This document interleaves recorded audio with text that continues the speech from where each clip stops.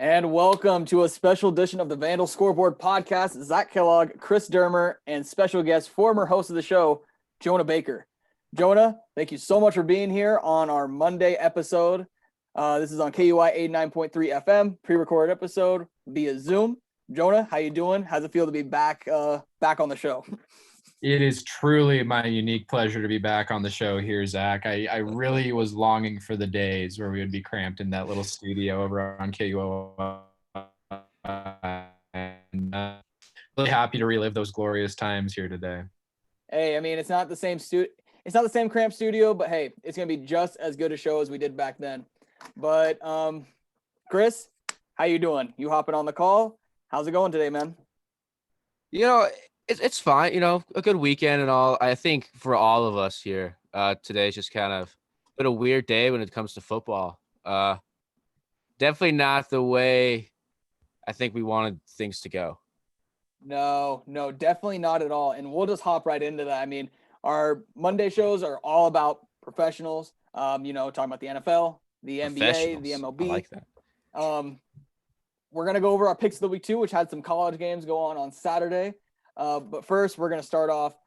I mean, big reason why I wanted to bring Jonah on was to talk about Seattle, since we both big Seattle guys. I was excited to talk about DK Metcalf and how he proved both of us wrong in our draft analysis. But then Seattle decided to go out and lay an egg, mainly defensively and also waiting to score until the very end of the game against the Buffalo Bills. Jonah, being our guest and being a Seattle guy, what were your thoughts about that game?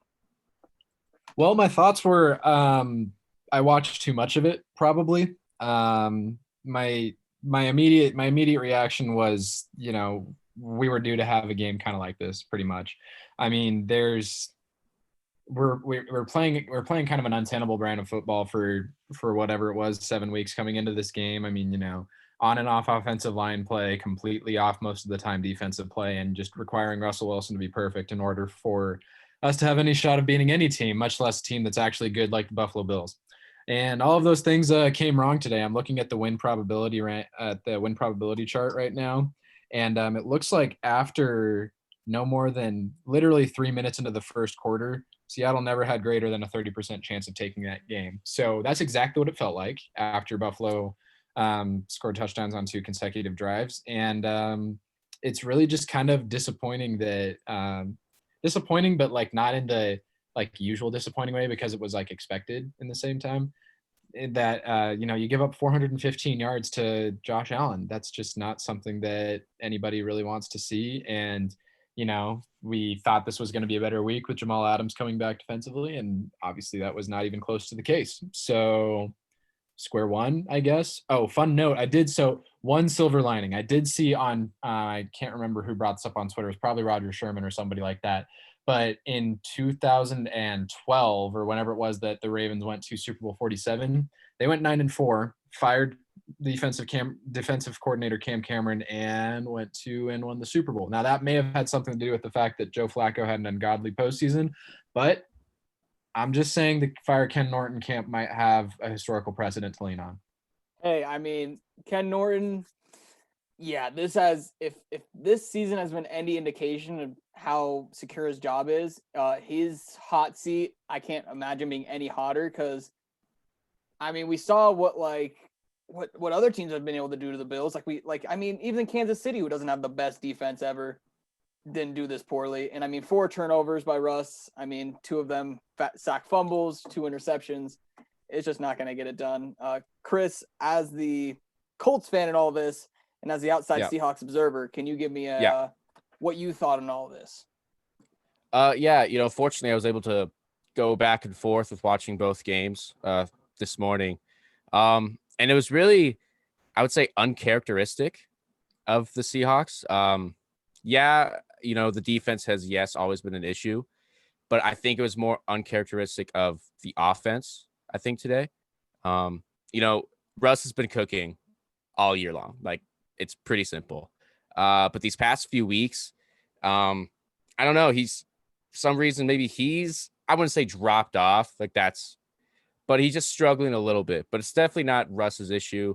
The O-line was having a little bit of troubles with the Bills defense today. Really, it just seemed like Josh Allen and company just had the Seahawks number all day. From a Colts fan, I'm used to always having a terrible defense. So this is the first time I can actually feel some sort of sympathy for the Seahawks because I know what it's like to just get thrown all over the place. So yeah, it was kind of a rough day, but I think the Seahawks are going to be all right in the long run. I don't know how things will change with the defense. I think the addition of Carlos Dunlap, I feel like he played pretty well in his first game back as a Seahawk today. I think he got the juice he needed to kind of get his career back on track after getting out of Cincinnati, which is great for him, I think. So we'll have to see. I was saying earlier in the week to Zach, I was like, are we going to see the beginning of the season Josh Allen? Or are we going to see kind of like the middle of the week Josh Allen, like MVP Josh Allen or not so great Josh Allen? And he's decided I'll play like an MVP again. So that sucks. That sucks for you guys. But I always also compare the Seahawks and the Bucks as the two best teams in the NFC. And man, I really do think they're on a collision course to meet in the playoffs at some point or another. And it'll be interesting how the Seahawks defense continues to hopefully build and grow if they have to come head on with a powerhouse of an offense like the Buccaneers have.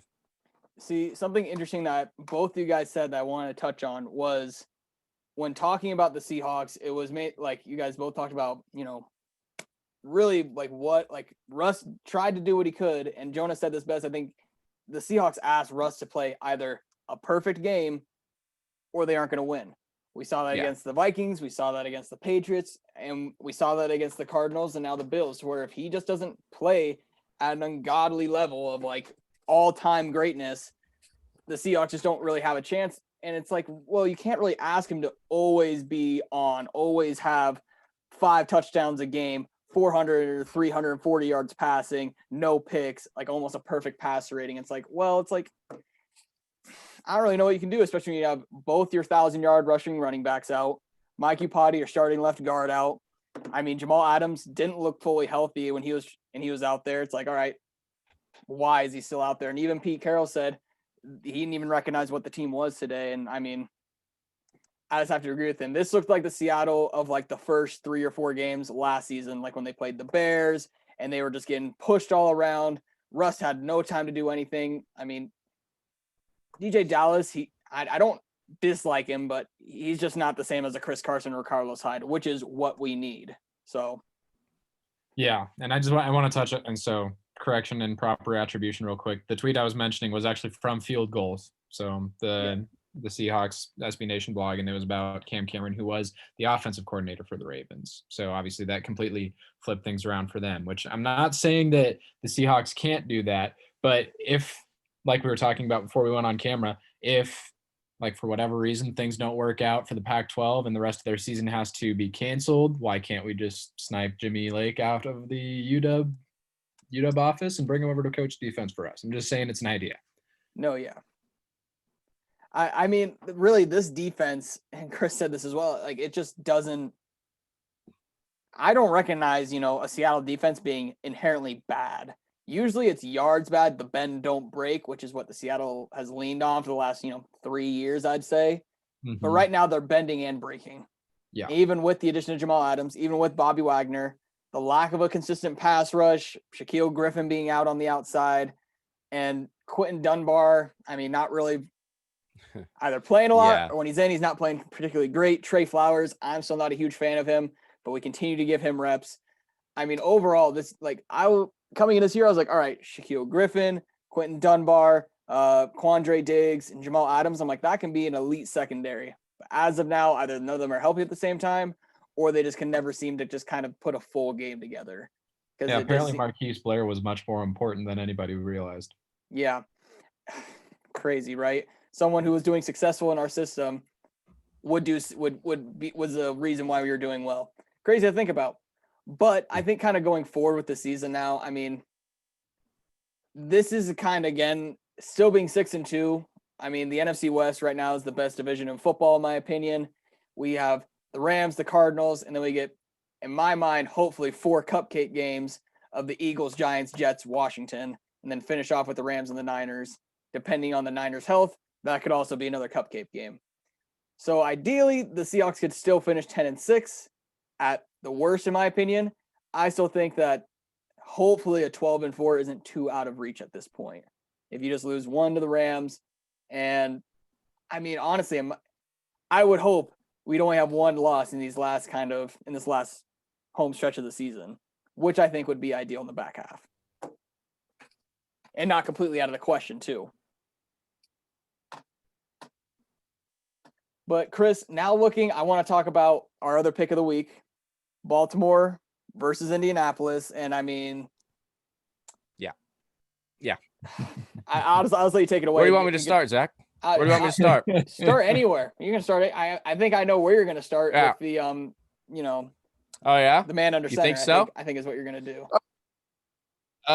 Yeah.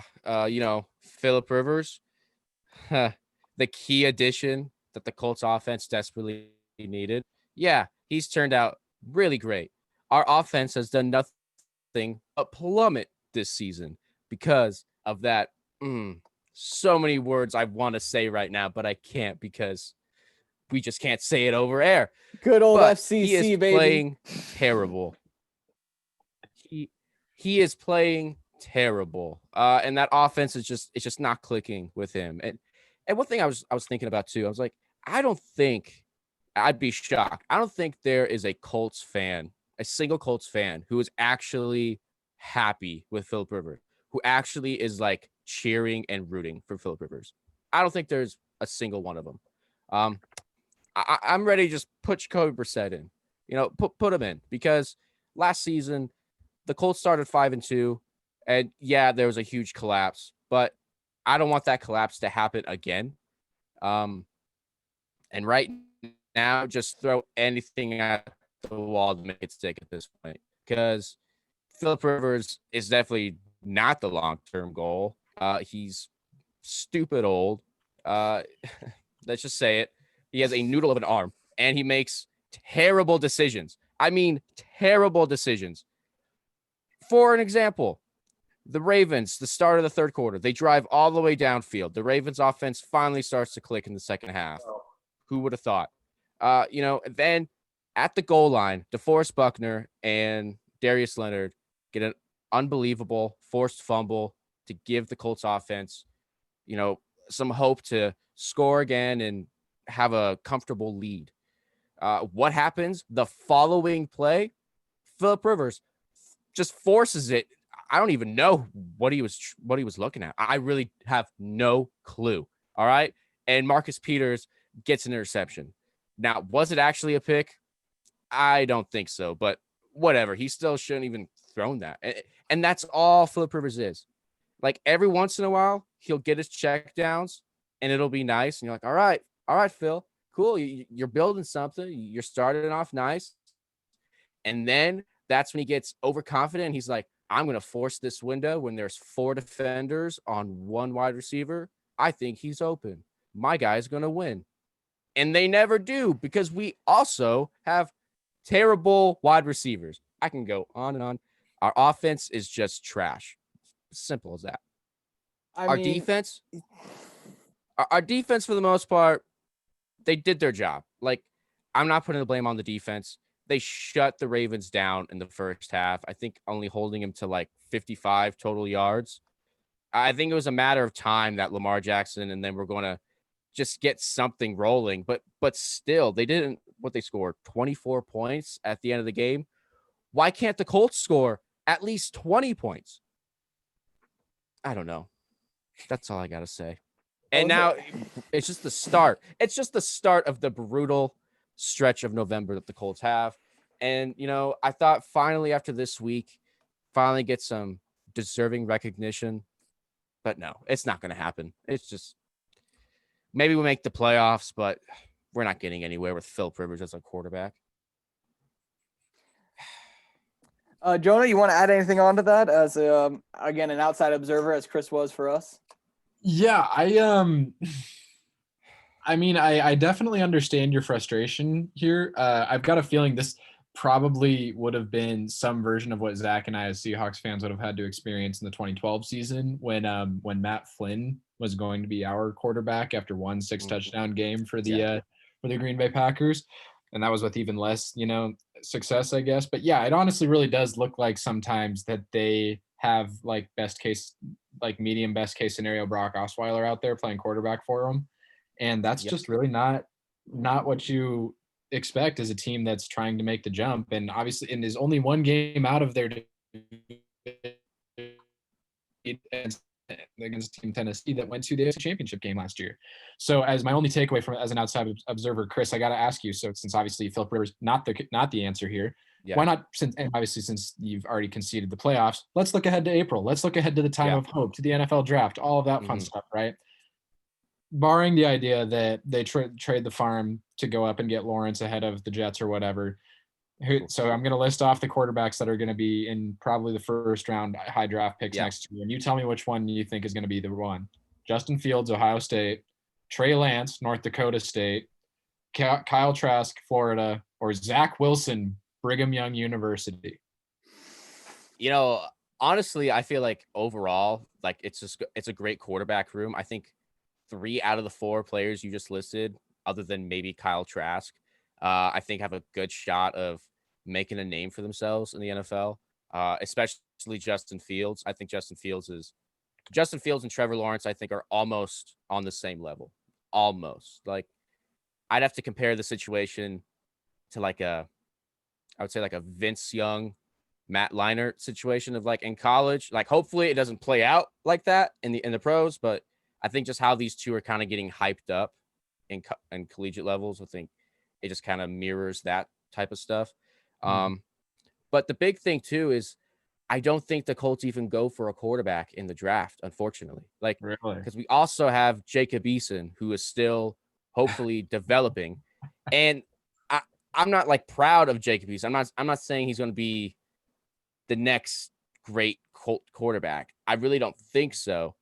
But I would say, I'm assuming Phil unfortunately stays around next year because Frank Reich is in love with him. It's his guy. So Frank Reich's never going to admit that, hey, maybe this was a bad decision. So I would give him maybe the 3rd year. I don't know. Jacob Eason will be 2-3 years in the league before he finally gets a chance to showcase what he has. So who knows, man? All I'm seeing with the quarterback situation the Colts have is that it's not going to be good for at least the next 4 to 5 years, unless Andrew Luck just calls up and is like, you know what, guys, I think it's time to come back. And I've seen that. How magical would that be every night? How magical would that be? If Andrew Luck just donned himself down in Indianapolis? I would cry because we have a terrific defense. We have a pretty good offensive line. Our weapons are okay. Like, I was just trashing on him, but for the most part, like, T.Y. Hilton is basically done now. Michael Pittman Jr. had a pretty good outing. It's just Andrew Luck makes everybody better. When he was playing, Andrew Luck made the whole offense better. He made the players better. Simple as that. And it just sucks to think, like, man, we would have had if Andrew Luck just stayed around and didn't, still loved football or whatever, Colts would be fine. But who knows? We're stuck with Philip Rivers now. Bouncing off the topic of quarterbacks, let's just take a deep breath right now because I think it's all been a tough day for all of us because of could have Tom Brady. Could have Tom Brady too. One last thing. Yeah. And I'm just gonna plant this in your mind and let it dominate your dreams for the rest of the year. Oh gosh. Go for it. Jets are the number 1 pick, right? Yes. Trade for Darnold. Make it happen. See, that's a big thing. See, that's a big thing that's been getting thrown around too. And I mean, maybe Sam Darnold will. I hope it's just like the Jets system. That's why Sam Darnold's kind of like iffy here and there. So I'd be for it. Like, I wouldn't be against it. I like Sam Darnold. I'd be like, why not? What do we have to lose at this point? So, and what does he have to lose at this point too? So exactly. Okay, what about this? All right. I got two theories that might be a little bit more out there, two possibilities. Okay. So Matt Ryan is going to be a free agent this summer. That too. And also there's a theory all that these possibilities I've thought of too. So like, and keep it going. also Matt Ryan is also he's favored to probably go to San Francisco, who will let go of Jimmy G. What do you think about Jimmy G donning the Colt? Because I would say nah. Yeah, no. I mean, would it be better than Phillip Rivers? Yeah, but like, how much better? Like, that's no. I don't want Jimmy G. Matt Ryan, I'd take Matt Ryan. Yeah, I would take Matt Ryan with that offensive line. Yeah, maybe he doesn't have the weapons like he does in Atlanta, obviously, but I would gladly take Matt Ryan off anybody's hands. So, yeah. But we have Phil, and Frank Reich and Phil are like, I don't understand his obsession with Phillip Rivers. I really don't. Okay, so after, we're halfway through the season right now, I want to stay on the topic of quarterbacks, so I want to talk about the rookies right now. Since we got a special guest on here, I think it's good time for us to kind of break open anything we wanted to talk about. So, Jonah, I want to start with you. I just want to get your initial thoughts on how Tua's first couple games have been, how Joe Burrow's season has been so far, and Justin Herbert, who still hasn't had a win yet in the NFL, how his performance has been as they picked up another loss against the Raiders. I mean, we're really getting a remarkable showing from the rookies so far this year. I mean, it almost never works. It really doesn't usually work out where all three of the highly touted or all of the first round QBs are hitting the way that you would expect them to. Obviously, Jordan Love is, for all intents and purposes, a successful pick because he's motivated Rodgers to be the person that he is this year. But yeah, just looking at it right now, I'm very intently watching this Cardinals-Dolphins game on my other screen while I'm talking with you guys. And like, I was definitely one of those people that was in the camp of, Ryan Fitzpatrick is winning with this team.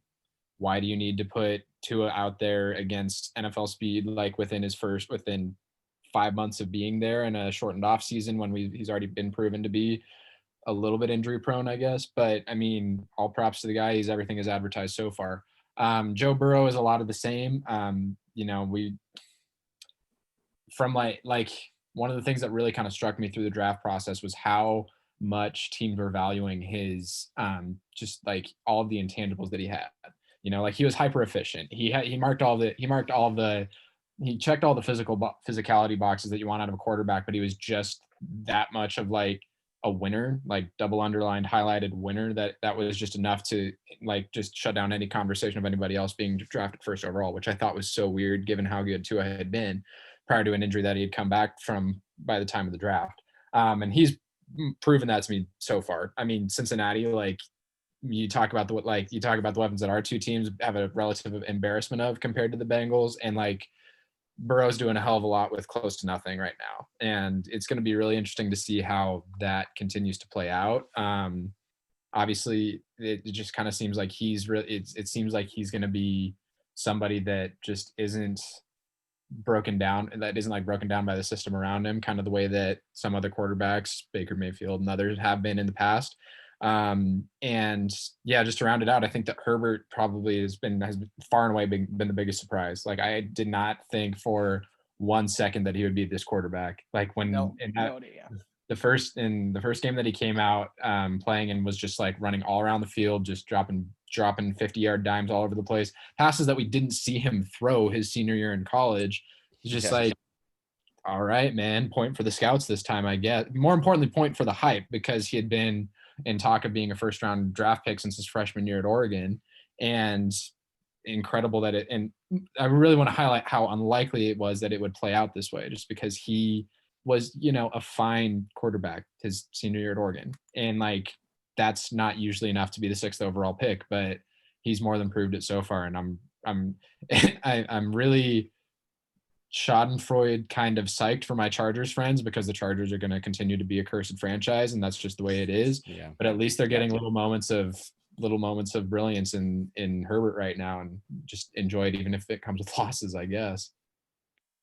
I mean, the biggest surprise for me, again, like you said, kind of the unlikely path Herbert had to take, because Tyrod was still going to be the starter until he had that punctured lung. And really, it's just kind of been like that gateway just swung open, and he has just taken that. I mean, he's on track to throw for over 4,000 yards. I mean, 30, like he's thrown 15 touchdowns, 5 picks.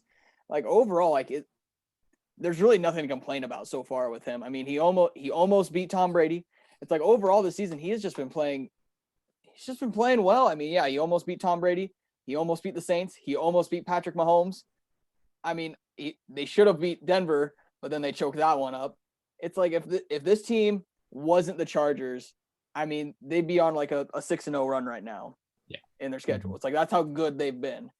And I Mhm. mean, and remember with Tyrod Taylor, they were one Nugent missed field goal away from losing that game in Cincinnati as well. Mhm. And so, I mean, I got a close buddy who's a Chargers fan. I can't even imagine how bad his mental health is today after this loss to the Raiders.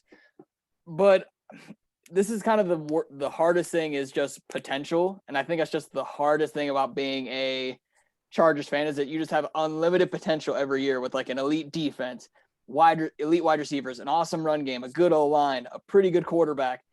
And then it all just comes crumbling around you pretty much after week 2. Exactly. I mean, like this year's iteration. I mean, they've got a healthy Derwin James, you got a healthy Joey Bosa, you've got a healthy Keenan Allen, you've got Mike Williams, who's finally starting to break out, and you've got a quarterback who's actually like no qualifiers good, and then within your first 2 weeks, you have absolutely no depth left at running back. I'm looking at their numbers right now. Leading rusher for the season is Joshua Kelly. And we are 8 weeks into the season. This man has 264 yards rushing. He is the team's leading rusher. Like value of the position, like regardless, that is an untenable position. That's an untenable way to try and run your team, especially like since that's like the number one, like the best way you could support a rookie quarterback. And regardless of whether or not Herbert like always looks like he needs it or doesn't need it, I'm sure that you're probably looking at a much closer to a 4-4 team if Austin Eckler is there for the whole year. Yeah. I mean, begs to think like how much do they really miss Melvin Gordon after all? I mean, he's not really performing at a great level in Denver, but the tandem of Melvin Gordon and Austin Eckler was pretty nice, especially how much Eckler kind of developed last season. So I don't know. It's interesting. Yeah, I agree with everything you guys say. I think it's just some sort of Chargers curse because every time I watch Chargers, like, yeah, they're not a great football team, but I'm trying to think why. Like, why is it that they are so bad? And they just always seem to find a way to lose. And that really sucks for Chargers fans. And really, with all the rookie quarterbacks, they're all playing pretty phenomenal. I mean, heck, just today, like you were saying, Tua Tagovailoa and going against the Cardinals. It's going to be interesting just to see what the rookie of the year race is going to be. Like, is it a Herbert? I don't think Herbert will win because he hasn't actually even won a game yet. Is it Joe Burrow? Is it Tua if he just continues to play really well? I'd have no idea. So, and that's even if we're just saying it's just quarterbacks, which 9 chances out of 10 will probably a quarterback winning. So, yeah, who knows? All right, so Chris, we went back and we looked at our predictions for the year. Some of which are very, very off. Yes, and I kind of want to run through those real quick with Jonah since he's here with us. I will say, re-listening to that show was pretty great. Like, man, we had some really good takes. I was like, wow, look at that. And then we also just had some really, really bad ones. Yeah. Really bad ones. All right. So right now we're going to go through, I mean, we still got time. So we're just going to go through each division. And Jonah, Chris, we'll just alternate. I'll go like NFC East, NFC North. You'll go South and West. And Jonah, after we go through that, we'll go through each division. After we go through that, I just want to get your thoughts on how you thought our predictions are, or how they were, and kind of how they're going at this midpoint of the season. And after it's all wrapped up, I kind of wanted to discuss who we think or how we think this 17 playoff picture is going to look come here in a couple months. So starting off in the NFC East, Chris and I both picked the Cowboys and the Eagles to finish 1 and 2. And then I picked Washington 3, Giants 4, Chris picked Giants 3, Washington 4. Before we keep going, I will say this too. Re-listening, I had pretty definitive predictions. There were a lot of times where you were really wishy-washy about just saying, maybe this team and this team and having collective. And I was just like, you know what, Zach? Just I'll be have more. an opinion. I'll be more state assertive. it. I'll be more assertive. All right, Chris, you want to take the NFC South? Yes, NFC South. A consistent theme throughout this was how much you believed in the New Orleans Saints, which they're not a bad team. That was one team I really was like, all right, no, the Saints, this is their year. Yeah. Drew Brees. No. I think I'm off on that Definitely more of a wild card team this year. So Zack picked New Orleans number 1, Tampa Bay number 2, the Falcons at 3, and the Panthers at 4. And I had the Bucks winning the South, Saints 2, Falcons 3, Panthers 4. And then again, our NFC North is pretty identical. Green Bay Packers at 1, Minnesota at 2, and then we just flipped Chicago and Detroit. I had Chicago at 3, you had Detroit at 3. And then good old NFC West. I really whiffed on this one. This is funny because this is your division, and you really whiffed it. So I had San Francisco as number 1, which I don't think was an awful take at the start of the year, but as of now, hindsight 2020 is an awful take. I had Seattle 2, Arizona 3, LA 4. Chris had Seattle 1, LA 2, San Fran 3, and Arizona 4. Yeah. So we really have Arizona at 4. That's a bad take, but who would have thought they would be playing this great of football? I didn't think it would happen. So something about trading for one of the top 3 receivers in the NFL and pairing him and plugging him into one of the most electric offenses that's ever played in the league, I guess might have something to do with it. Yeah, just probably. a little something. Yeah. Probably. Well, that's remarkable. Those are some good. That's some good. A good little variety of some pieces that are a little bit out there, some pieces a little bit not so much. I think that I was definitely in the same boat as you guys coming into the season. Definitely underestimating just how much Drew Brees was going to drop off, and even more importantly, how much Sean Payton was going to continue to force Taysom Hill into the Saints offense. And it's been ugly. I am unironically following Mina Kimes' Twitter for every time that Drew Brees throws a pick, and the voice for LASIK improved Jameis Winston gets a little bit louder. I know, right? It's something I kind of want to see by the end of the season. There's just Jameis was it's hard to call somebody who threw 40 touchdowns and 30 picks decidedly bad or good. And I just want to know for sure. I just want to be able to put that to bed. He's in one of the best offensive positions you could possibly be in as long as Michael Thomas is out there. We'll finally, we know what Drew Brees is right now, is my point. Yeah. This is a team that can make the NFC Championship game. They're not going to win it this year. And if by some fluke they do, they're sure as hell not beating the Chiefs or whoever else comes out of the AFC. So why, since it's already a lost cause in that sense, let's find out if Jameis Winston is the heir apparent in New Orleans, let's give it a shot here. But yeah, I think that there's not really a whole lot of, you guys obviously have a lot of faith in the Vikings, which has been repaid in 0. I to be fair, they've done a little bit of their own thing that they usually do each year, where lose all of the 1-score games that they can, and continue to believe in Kirk Cousins to their own disadvantage. But that's something we knew that was going to happen anyways. But yeah, I think I definitely agree with y'all that the West has been. I had no idea I didn't think it was going to be that competitive this year. I definitely, for whatever reason, was at least a little bit stronger of a believer in Jimmy G. I think that for me personally, I'm very, very easily swayed by attractive people, and that guy's as high up there as you get for QBs. So honestly, he makes sense. He for me, I'm still imagining that he's best case scenario Tony Romo as a quarterback, and I just don't think that's going to happen.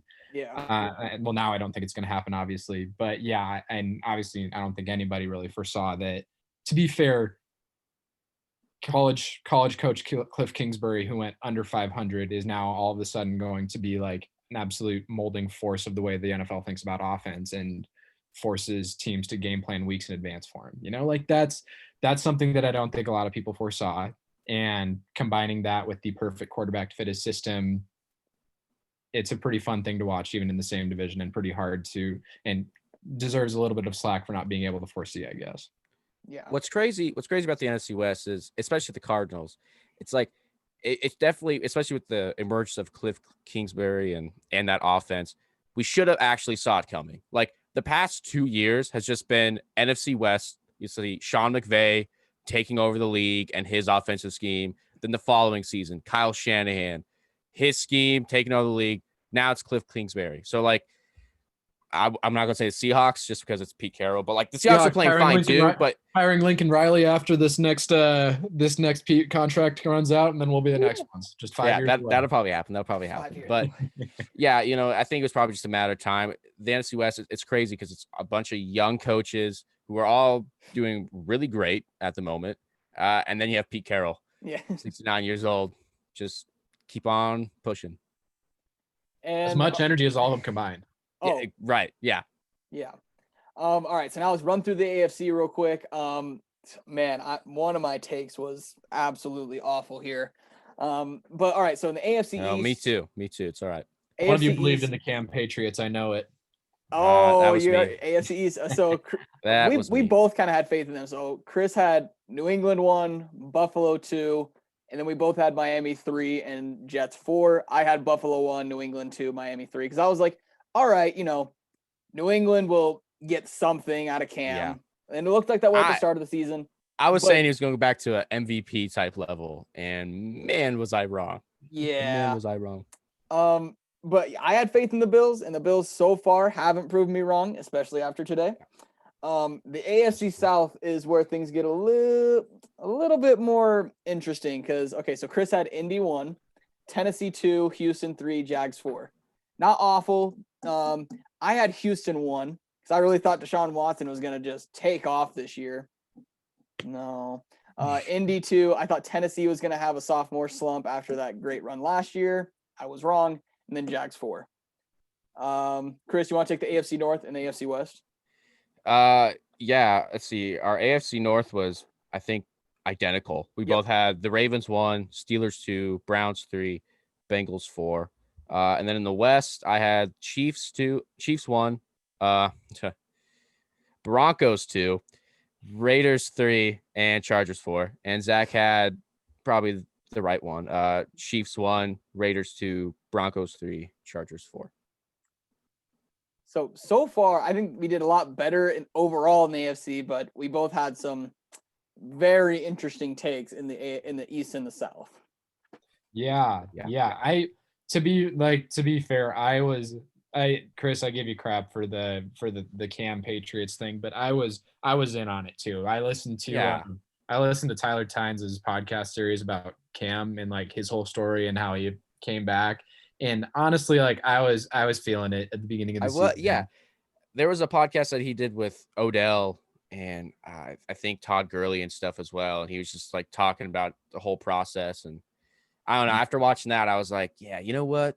Cam is going to come back. He's going to come back stronger than ever. But yeah, I mean, one of the things we forget is that in that MVP season, like they were still a very, very, very complete team. And Cam 100% carried that Auburn team to a title. Like when you go back and look at who was drafted off of that team, it's a pretty scary list of just absolute nobodies.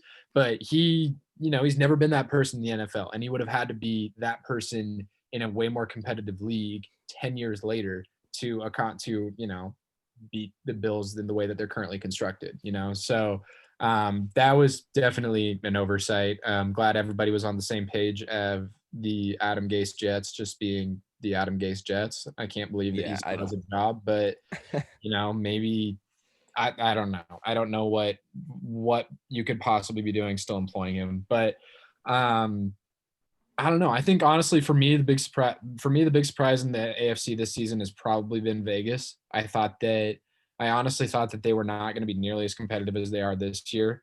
They, of course, are 5-3 with a negative point differential, which being Seahawks fans from last year, we know how negative point differentials work. That's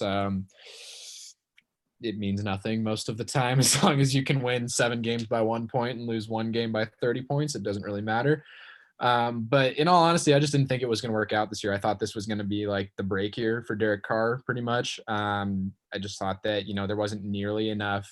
Going on in the receiving core to make up for just, everything else, I guess. Like not Jerry Judy. Henry Ruggs wasn't going to be enough for them to, be a consistent offense. Henry Ruggs and Darren Waller, I guess. Like, all props to the guy, great performance on Hard Knocks, but like that isn't the most convincing picture of a dominant offense of a dominant John Gruden coached offense. But credit to them, they've been really productive so far, and I mean that's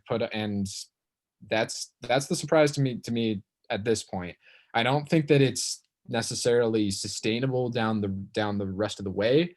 Just the way that the expanded playoffs are this year, that means that they would end up facing one of the division leaders. And I think that in the AFC more so than the NFC, there's just a very clear divide between the division leaders are, with Buffalo, Pittsburgh, Baltimore, Tennessee, and then Kansas City over the rest. There's those five, and then the rest, and then everybody else is just playing for a lower draft spot pretty much. And I think that, Vegas is in that kind of second group. I don't know, but I still don't know that, Carr is the person that is able to elevate them into that second group. You guys really doubted Hunter Renfrow, and that really breaks my heart. I mean, you guys really said they didn't have weapons. They had Hunter Renfrow and Nelson Aguilar. Well, how dare you? When it comes to the Raiders, I think a lot of it has to do with the system, with the John Gruden system. They went all in on John Gruden like he was going to be their savior, and I'm not saying he is, for the most part, like, he's done better than we think any of us thought. He's done better. And does part of it also have to do with, I think, the magic of Vegas, and whatever a team gets there in the first year, they're actually going to be playing really well? Maybe. Yeah. I suppose so. But, I don't think they go to the Super Bowl or anything like that, but, anything can happen. So I do think that I don't think Derek Carr is the issue. People forget that, like, just a few short years ago, he was an MVP candidate before the Colts blew out his leg. So I don't know if he can get back to that type of level, but heck, today he played one heck of a game. So if you just continue to build, he's good. He's building around him. I think it's the biggest thing to do. Yeah. I just don't think he's ever going to be better than like the 8th best quarterback in the league. And definitely, yeah. I don't know if that's enough. I think it's just because the AFC is just getting loaded with quarterback talent now. Mm-hmm. So really, not even just the AFC, rookies, just the NFL in general. It's like it seems that even, I don't want to say every, but like pretty much most guys are like, all right, like I wouldn't be too disgusted if he was the starting quarterback. Like they all have the talent. Usually it's just, all right, can they just kind of put it together with the system, with the weapons they have? But usually every guy, you wouldn't be surprised if, say, even if, a Deshaun Watson, a Matt Ryan, and Kirk Cousins, ended up throwing on a stretch for like 3 games with 300 yards and 3 touchdowns. Like they all are capable of that. It's just, they just can't seem to put it together consistently. Yeah. And bouncing off into what you guys are saying, Chris, when you said, you don't see Vegas really making the Super Bowl, I want to talk about our Super Bowl picks and our NFC and AFC championship picks. So for you, both of us in the AFC, we had Kansas City versus Baltimore. We both had Kansas City repeating and going back to the Super Bowl. Your NFC pick was a little interesting because you did have Tampa Bay, but then you had go say it. The Dallas Cowboys. I had the Cowboys. Listen, now I don't think anyone thought that like Dak would just, unfortunately Dak would miss the rest of the season.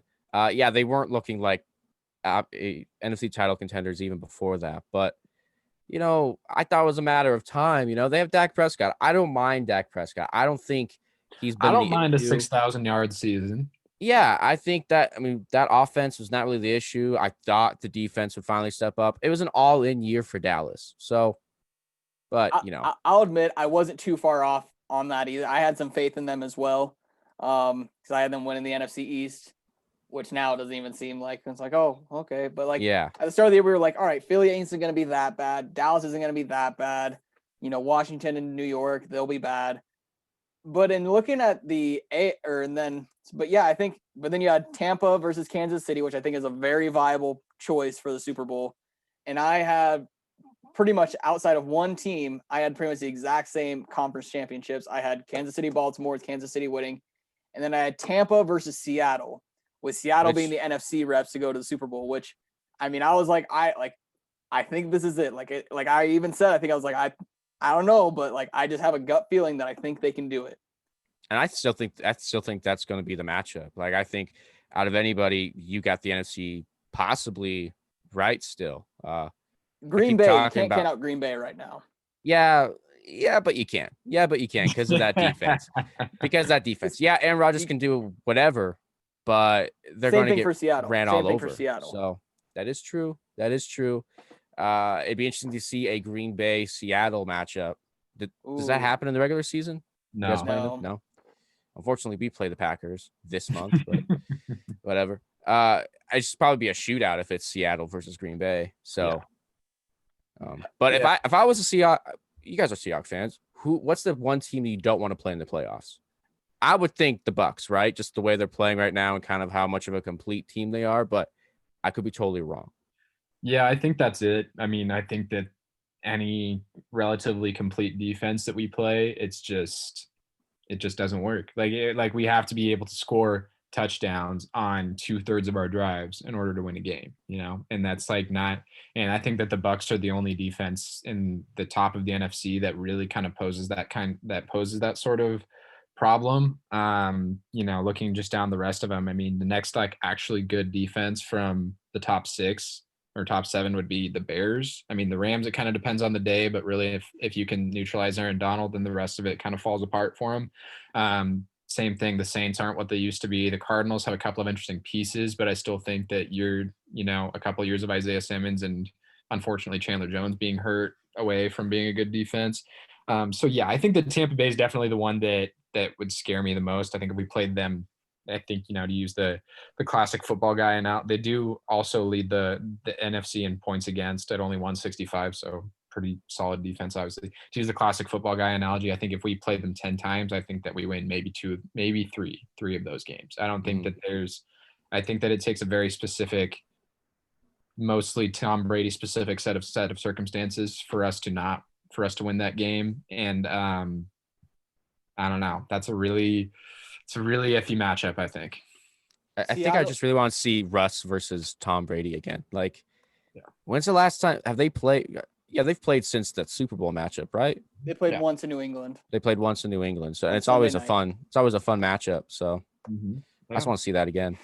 Yeah, I mean, I would have to agree with Jonah on that. Tampa is the team I'm not particularly excited if Seattle has to play them. It really kind of like how it was last year for Seattle too, towards the end of the year. It's just health. If the team is healthy, then we have a shot. Because I mean, has to be. You can disagree with me on this. I think it's our best O-line probably since that 2014, 2013 teams on the back-to-back Super Bowl appearances. Yeah. But with Mikey Potty out, with both our starting running backs out as they were at the tail end of last season, as our defense is just kind of having key pieces. It's not even like just like kind of guys you can replace. It's like Shaquille Griffin is our best cornerback. Jamal Adams is the guy who we traded the farm for essentially with 2 first-round picks to get from the Jets. Quandre Diggs was the guy we thought we stole from the Lions for a 5th-round pick. It's like really you can only ask Bobby Wagner to do so much. I mean, he's still, in my opinion, the best linebacker in football, but it's like when you have no pass rush, you can only ask so much of your secondary and your linebacking core when you really have zero pressure on the quarterback. When Jerron Reed is like the 3rd best player on your defense, I think that's where you start to have some pretty serious issues. And like he played his ass off, he played his tail off today, and I really do think that he's a piece that we can keep going forward, but there's just such a drop off there. I mean, when you have like after Bobby and KJ, it's just like hope those guys show up this week and that's it. That's like all you have is hope. And like sometimes it works. Sometimes like we saw at the beginning of the season, turns out Ryan Neal is like better than a replacement level nickel corner or something like that, and those things happen just because that's just the magic of Pete Carroll, basically. That's just what he's done throughout the entirety of his career. But I mean, that's just not that's just not a good strategy to live with for the course of an entire season. And it bit us today, and it killed us against Arizona, and it kills me as a fan every single week just watching us being unable to, stop even the Niners. But it's difficult, and it really hurts me inside sometimes. Another question I have for you, Seahawk fans. Ever since, I think, personally from an outsider's perspective, once you lost Marshawn Lynch, not last year's Marshawn Lynch, but like OG Marshawn Lynch. You've had it's been ground and pound Seahawk running football, but I don't think it wasn't like the days with Marshawn Lynch there. And now it's been the backfield that, can produce. Chris Carson and company can produce, but I feel like it's always the same scenario. Your backfield just gets depleted, and then you're down to the third or fourth running back, or grabbing some guy who was once retired or out of the league, like an Alex Collins now. Like, is it time to invest in a running back in the draft, like a high draft pick in running back? I know it's not always a smart move to do that, especially with how running backs are, but with how crucial they are to your offense, and it allows some space that the offense doesn't always have to rely on Russ. I mean, is it time to finally invest in one? Would you like to tell Chris about our experiences drafting a running back in the first round recently? Yeah, I think I'll let you do that. I just want to talk about the thing is, over the last, since Marshawn, or even with Marshawn, we've had, or maybe not just draft, like maybe free agency anywhere. Like, I don't know. What are your thoughts? Okay, so personally, I mean, we've had Chris Carson, Robert Turbin, Christian Michael, Thomas Rawls, Alex Collins, now Carlos Hyde, Travis Homer, DJ Dallas. It's like, we haven't had a shortage of guys who tried out of the position. And none of them can stay healthy. First round pick out of San Diego State, Rashad Penny. Yeah, that's and true. CJ I forgot about Rashad Penny. But that's what I'm saying. There's been so many Seattle running backs that have just been cycling through, and for the most part, you guys have been fine. And I think that just goes to what Seattle football has usually been known for, is the ground pound and run down your throat. But in a season like this, where, hey, now we can just let Russ cook and throw it all over the field with Tyler Lockett and DK Metcalf and company, now you guys, the one time you have that passing game, you don't really have that running game now, that the consistent running game. So it's again because of health and injuries. I mean, Yeah. if Chris Carson could play a full season healthy, I honestly think he'd be a top 7, possibly top 5 back in the league. Yeah. I can agree with that for But sure. it's just injuries. Because I mean, Jonah, if you remember back to Thomas Rawls back in the day, I mean, dude was a muscle hamster. He was just angry. Him and Chris Carson were both guys that they never get tackled out of bounds. They were like the Marshawn Lynch. They bowl you over for an extra 3 yards rather than just take the easy way out. But every year they either leave in free agency and then never pan out, like an Alex Collins who looked decent with us back in the day. And then a Thomas Rawls, and then it's just kind of, they never work out there, and then they just fall off the face of the planet, or they stay here and they get hurt. Yep. And I think I believe in the philosophy of having 2 good running backs rather than 1 great running back. I think having a backfield, having that committee is great, but we tried that this year. A healthy committee. That's my big thing. Just, you guys have always had a committee, but it's not been a healthy committee. For the most part last season, I think you did, until just the final few weeks where they all just decided to fall like dominoes. But yeah. That's very, very painfully accurate, Chris. Thank you very much for your analysis. Sorry. I just didn't know. I mean, I figured you guys know more, but no, yeah. I just wanted to see if it bugged you guys as much as it bugs me, and I'm not even a Seahawks fan. No, it does. I mean, the most frustrating thing is that, having a healthy running back by committee, it really just pains me to say this, given the way that, the first 2 years of Brian Schottenheimer were run, pass for just the entire game. But if we actually had a reliable running back committee that could, take a 15, 14 point lead in the third and fourth quarter and reliably churn down 5 minutes of clock each drive, instead of have to just chuck it around the field because we don't have any running game. I honestly think, I definitely think that we wouldn't have lost that game against Arizona. there's just which is just so mind-boggling to think that we've come so far from one side of the offensive spectrum to the other in like less than 12 months. But it's the unfortunate truth that you're kind of circling around to right here, is that part of the reason why Seattle isn't, like, even though they're 6-2, even though they're at the top of the NFC, they're not really a dominant team, is because you can't impose a will and like shut down a game without a consistent running game. And we just don't have that right now. We've got an all-time quarterback playing at an all-time rate, but that's, great to score touchdowns in 45 seconds. But as weird as it is, like, we just don't have any ability to burn clock and maintain leads right now, because obviously we're not doing it on defense. So we have to do it by playing preemptive defense and making sure our defense isn't out there, which just doesn't work for us right now. Yeah. And I totally get it, because, the Colts have, for some reason, the past few years have been known for running the football now too. Last year, we had a pretty good rushing offense with Marlon Mack. And now this season, Marlon Mack goes down week 1, but we all think, hey, we invested all this in Jonathan Taylor, the guy from Wisconsin. He's going to be phenomenal, right? And for the most part, he's not doing great. And now we have Jordan Wilkins, Naheem Hines, which is doing fine, but I think now showing, as for the Colts, many Colts fans believe that, hey, we have Jonathan Taylor now. Maybe Marlon Mack is not the answer, but Marlon Mack is, I think, a very underrated running back. But now he tore his Achilles.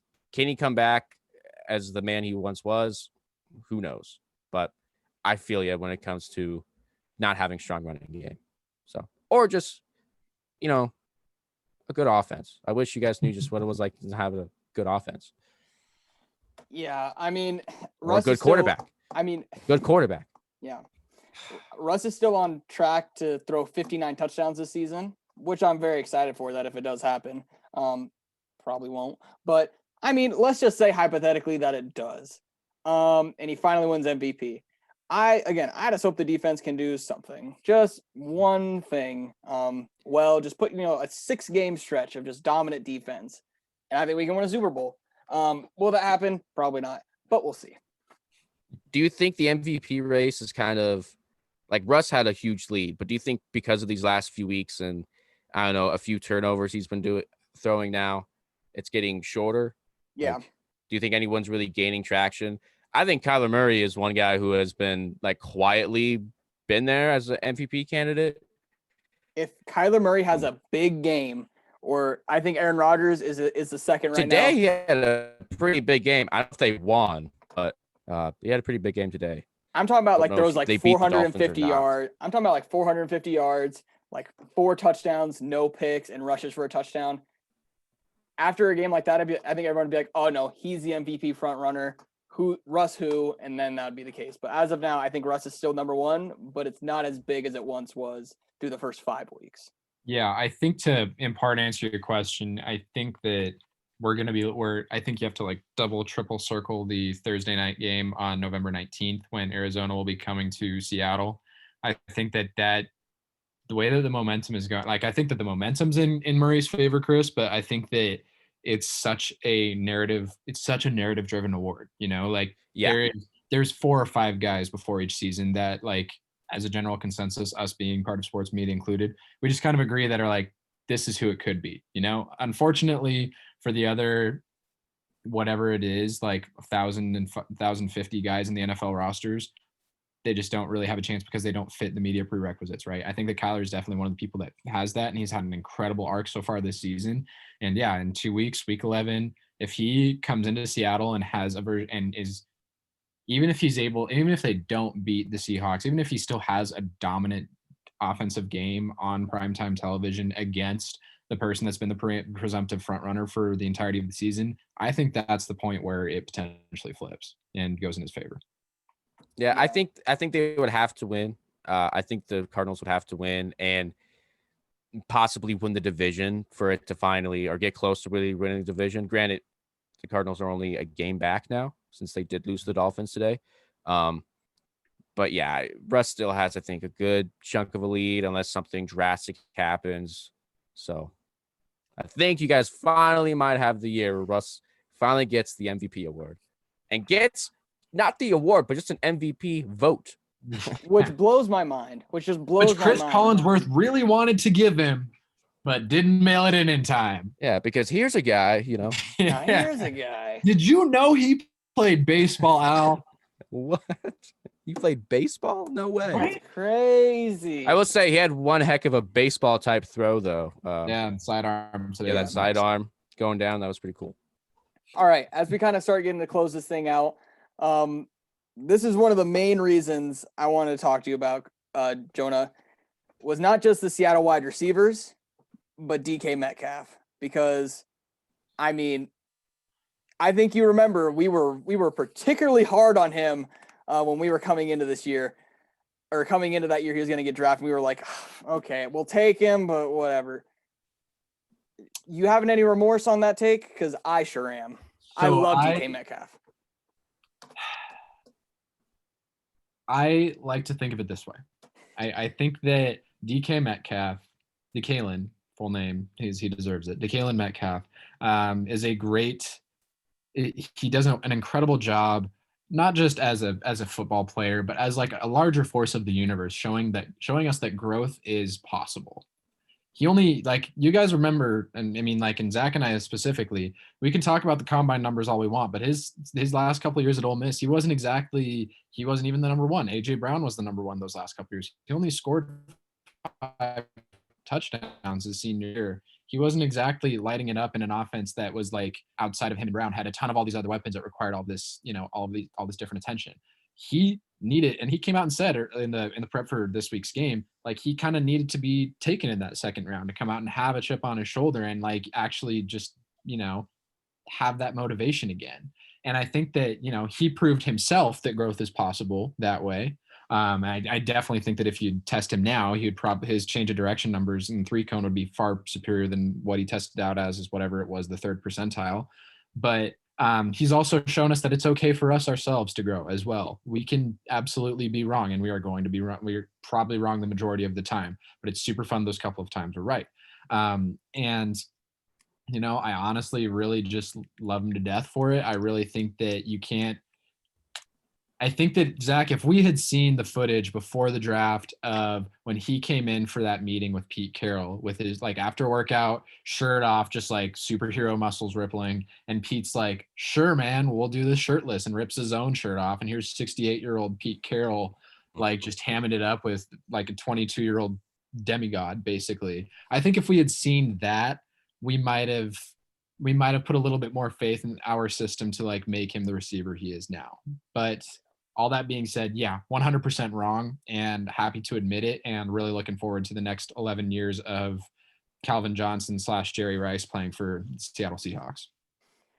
I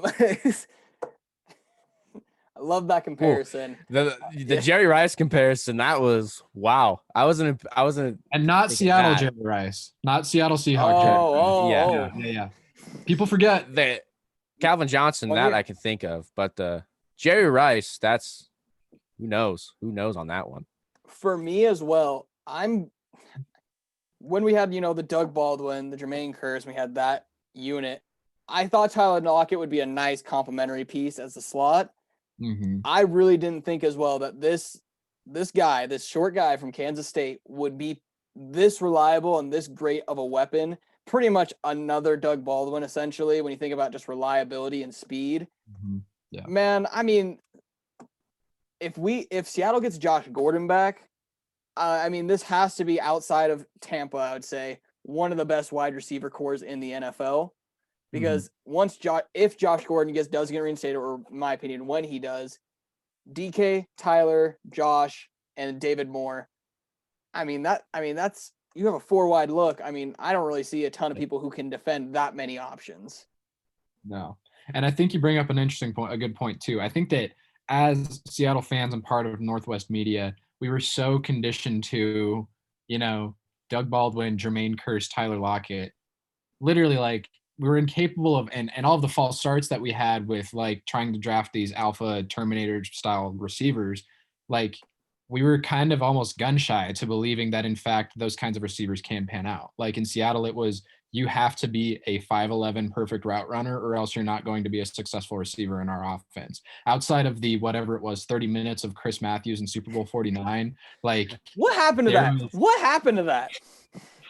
Look, I mean, I am one of a million people that wish we could get that answer. But like, I'm just saying, there was almost this kind of like Stockholm syndrome with tall, athletic, fast, check all the boxes wide receivers. It was just like it's just like a unicorn sort of thing. Too good to be true, can't be true. And yet, just because we don't have that experience in the past doesn't mean it can't happen in the future. And DK has proved that for us.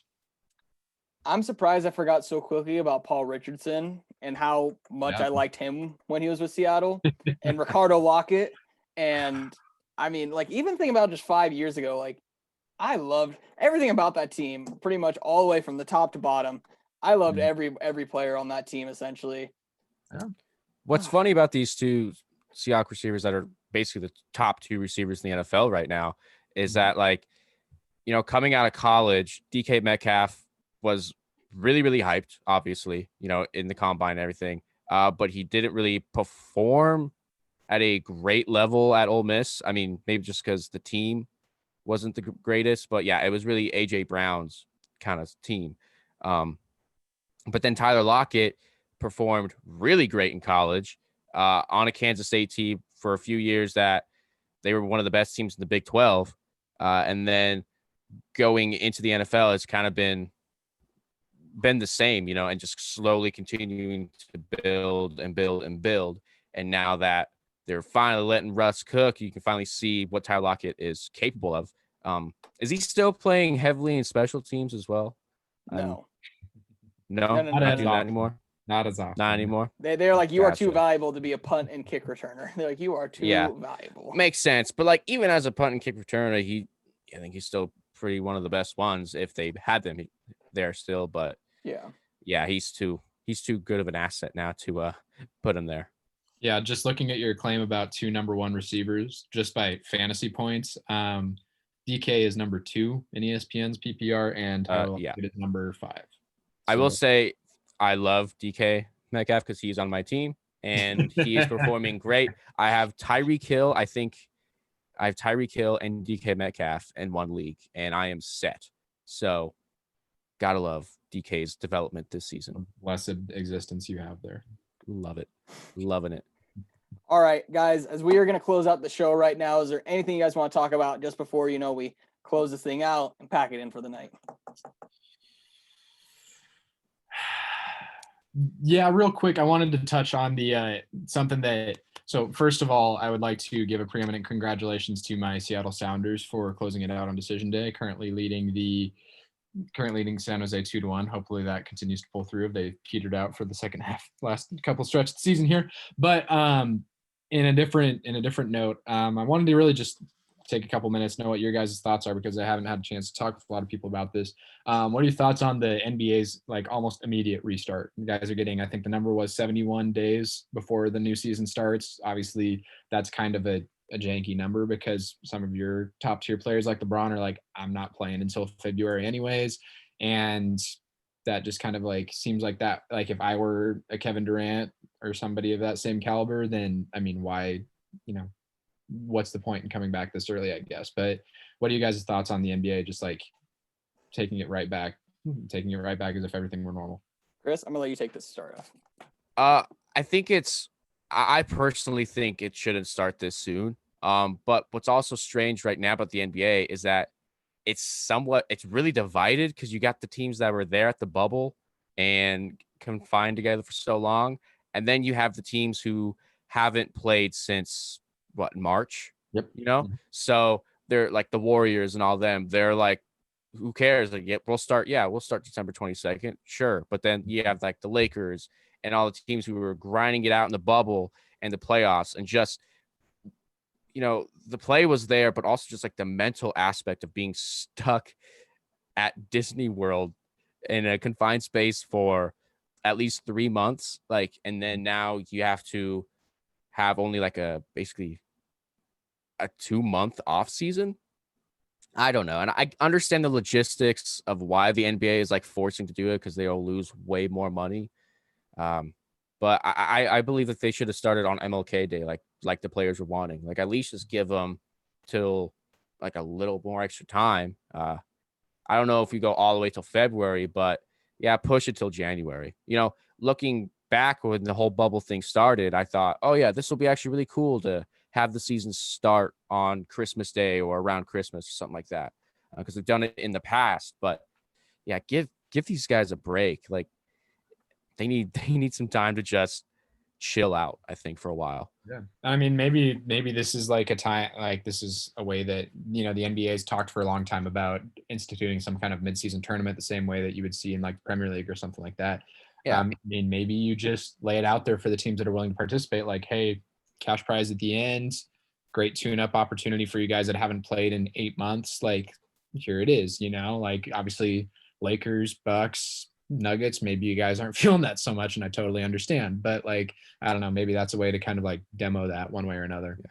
Also, whatever happened to that Chicago bubble that they were trying to do for all the bad teams? They were supposed to go to Chicago and have a bubble or something. I knew that was talked about. I don't think a single team is like, yeah, we're gonna go play for no reason other than just play basketball. I think they're all just like, I'll just go play at the YMCA if we're being honest, and just dominate, then go and travel there for like a month and be away from my family. So I will say this though, with the start date on December 22nd, right? That's if I'm correct. I think the big winners here are the Warriors. Like, we're going to see the Warriors and the Nets. Yeah. I think Kevin Durant is like ready to just like get out and play and prove doubters wrong. So I think that whole Nets squad is just ready to go. Granted, they were one of those teams in the bubble, but their key players, Kyrie Irving and Kevin Durant, weren't there. So they're ready to go. I think they'll be fine since they got the whole Phoenix Suns, OG Phoenix Suns staff now on the Nets with Steve Nash, Amari Stoudemire, and Mike D'Antoni. Like, it's so Carlos Boozer weird. incoming soon, I'm sure. It's so weird. I'm like, all right, just all of the best mid-2000s basketball stars just teaming up together. What just mind blows me more about that staff is just that Mike D'Antoni is the assistant to his former star point guard, who has never coached. Never coached. But he's been like somewhat a part of the Warriors staff, right? But like never really know what he's there That's like for. Player but development, which is player development. Same? Yeah, like we don't really, I don't know. But I think the Warriors is going to be the big winners with this, and you'll see them probably jump out as, I don't know, maybe start as like one of the top teams in the West again. But even though LeBron is complaining, like LeBron's going to come out and still dominate. Like LeBron will be fine. Yeah. We are going to see load management on a scale never before seen. We thought they were resting the last couple seasons. Never before seen are we going to see the Kawhis, the LeBrons, the Gian, all these guys taking night after night after night off. And I can't wait for people to cry about it, including myself. But anyway, Kawhi's not playing until at least April, probably. You got that right. And then they'll complain about chemistry issues when they've only played like 30 games together as a team. Yeah. But hey, Boardman gets paid, Boardman gets paid. Boardman gets paid. I think it should be pushed back. I think it's happening too soon. I think the NBA is going to kind of regret this when they see how much load management is going to go on outside of, like you said, the Warriors and the teams that haven't really played a ton. But I think it's just going to be, they'll be like, all right, well, at least we still have the league. What are you going to do? But 71, 2 months essentially to get a season, to get players ready after they've just pretty much went through the postseason. I think it's too soon, but that's just me. I think you're also going to see one of the other things that they're probably much smarter people than us in the NBA office are probably pretty scared of is the fact that if they come back in mid-December, you're fighting. So one of the reasons why the bubble was so successful, right, was because they didn't have any competition for the entire summer. Like there was no other sport, like baseball was going on, but there was nothing they had to compete with between April and like late October, basically, Yeah. And if you come in, now that the NFL is very firmly back in our lives and college football is kind of getting there too, you come back in December and you're still asking these guys to come out there and play in adverse conditions in arenas with few, if any, fans, and you're you're like second, sometimes third on the totem pole now.